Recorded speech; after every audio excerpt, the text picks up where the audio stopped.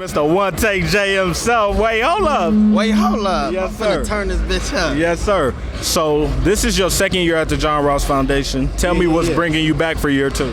Cause that's my boy. It's all love. Every time he hit me, I'ma pull up. What can we expect from you today? Last year was a football game, which is your forte. Yeah. Carson High. But this year we hooping. Yeah, they hooping. I'm just in the uniform. I ain't gonna lie, nigga trash. How important is it for people of your magnitude to give back to the youth and show that even with a platform like yourself, they can still come back to the hood and do what they need to do? I feel like it's good because it show people like he from where we from. You feel me? Like our next guest is defensive back from the Tennessee Titans, Adoree Jackson. How you doing, bro? How you doing? I'm good, man. So this is your second year at the John Ross Foundation, but this time not as a participant. How does it feel to be on the other side? I get to watch, get to see all the homies go out there, perform, and do what they're doing. It's for a great cause, so just to be able to relax. I played in one last year, so it's cool to relax now. How important is it for people of your caliber to contribute and give back, even if you're not participating? It's always good to give back, because when we was this age or we was somebody, we wanted somebody to give back to us or just lead the way, open the door for us to go do something. So to have all of us trying to have these platforms and do what we want to do to inspire the youth and inspire the community is great. What would you say to the next Adoree Jackson coming up that looks at you as a public figure and that looks up to you? What do you say to them? Just have faith and believe and be happy. Whatever you're doing, man, make sure you're happy and you have peace with yourself and everything else gonna follow. Thank you, bro. Best of luck this season. Our next guest is second-year pro from the 49ers, Mr. Dante Pettis. How you doing, man? I'm good. This is awesome. So you've been with John since UW. So to see him progress as a college athlete to a professional athlete, what does that say about him? It's awesome. I mean, you could tell when I was a freshman, I could tell Ross was special. And just to see him keep improving and improving, through the ups and downs, it's cool. It's cool, especially because I'm tight with him and stuff. It's dope to see. So with people in your positions as public figures, as professional athletes with little kids looking up to you, how important is it for you guys to be in this element, be close to them, allow them to see this is what it takes? I think it's pretty important. Anytime you're in a position to, give back or be an example, you got to do it. I mean, you don't have to be like a professional athlete or anything. I feel like anybody can be a good example or a role model to little kids. And so, like I said, anytime you're in a position to do that, I feel like you kind of have to. To the next Dante Pettis coming up, regardless, I know you like your animals, you do a lot with sports. What would you say to the next Dante Pettis coming up? Be yourself and keep working. There's going to be a lot of stuff that you do that people don't like. As long as you're kind of staying true to yourself and you're a good person, you work hard, all that stuff. It doesn't really matter where you go or what you do. Stay true to yourself. Keep working hard. Best of luck this season, fam. Our next guest is Tennessee Titans running back Jeremy McNichols. Now, you've known John basically your entire life. You guys grew up together. You guys played high school together. What does it mean to see a person of your guys' magnitude in the professional ranks to give back? I mean, it's a lot, man. We was young kids and we got our families and everything.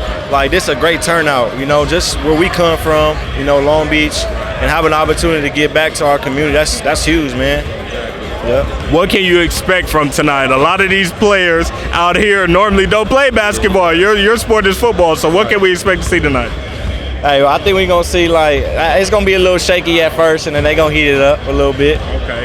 Who are you expecting to win, Team D-Jack or Team Ross? Let me see. I'm thinking Team Ross. They got the height, man. They got the length. I think they got a little bit more, athleticism, so I'm going Team Ross. So why we not seeing you in no get-up, man? I know you got a little bit to you, a little shake and bake. You know about that, man. I ain't touched a basketball in a couple years, so I ain't about to be out here looking crazy. Best of luck this year, bro. Our next guest needs no introduction. Starting receiver for the Los Angeles Chargers, Mr. Kenan Li. How you doing, bro? I'm good, man. How about yourself? How important is it for a person of your magnitude to show the kids that giving back is important? Extremely important, man. Coming up, for me, I ain't had nobody like myself, to come back to the neighborhoods, to be around the kids, to talk, to play around, to do whatever it is, just to be around, just be around the community and help the kids, and just to make them smile and be happy for a day. So, it's good. Just come out here to the community.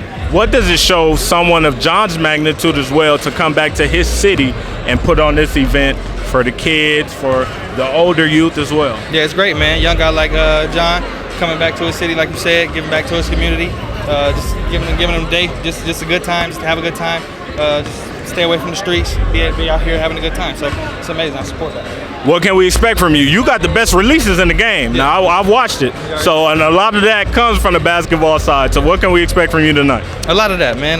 Same things. Yeah. A lot of AI this, AI that.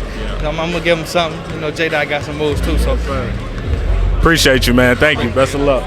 So here with the man of the hour, Mr. John Ross himself. How are you, man? I'm doing good, man. I'm good. So this is your second annual Celebrities vs. Athlete charity game. Last year was a football game, and this year was a basketball game. What do you want people to take from today's event? First and foremost, that it's really not about the basketball. It's really about the cause. You know, me supporting my foundation, which focuses on inner city development throughout the youth. And I'm doing a lot of things, you know, day in and day out, just thinking about ways I can help the youth and, you know, just create opportunities for young kids to, you know, believe in themselves and continue to work hard and be in the position that I am in. How important is it for people in your position to give back, regardless if you're participating in it or just even showing your face, getting to interact with the kids and fans?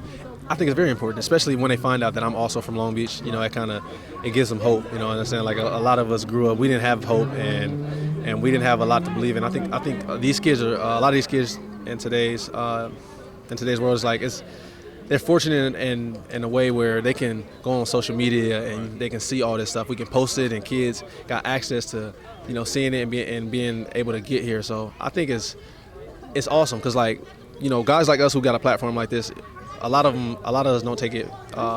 We don't do the right thing with it, right, in my opinion. And not to just really not say that everybody ain't doing their job. And I'm not saying it's everybody's job to do this, but I think it's important for the kids because you know, we have to do what we preach. You know, if we say kids are the future, then we gotta show them why they are. You know, and I think that events like this, you know, help push kids toward their dreams. And with you being a father now, congrats on that, by the way. Does that give him and other young fellas that encouragement, that excitement, like, okay, that can be me next time? I think it definitely does, because I think a lot of people see that situation and they think, you know, now my life over. I mean, I ain't gonna lie, I thought about it when I found out it was the same situation with me.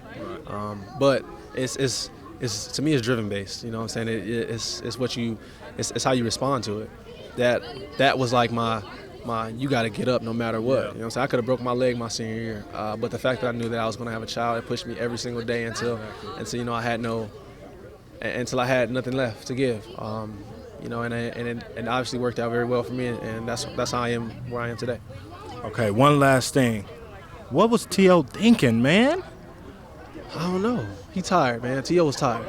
He tired. He played in the game earlier today. Okay. Yeah, he had a basket. You know, T.O. was tired, but I was wide open. Yeah. I thought he was gonna dish it to you. I was wide open. I'm not gonna cry, but it's crazy. But It's all right. I was about to hit him with the LeBron, with the J.R. Smith. I was wide open though. I was a little frustrated about that, but it's all fun at the end of the day. So it was cool. Man, thank you. And best of luck this season, bro. Thank you.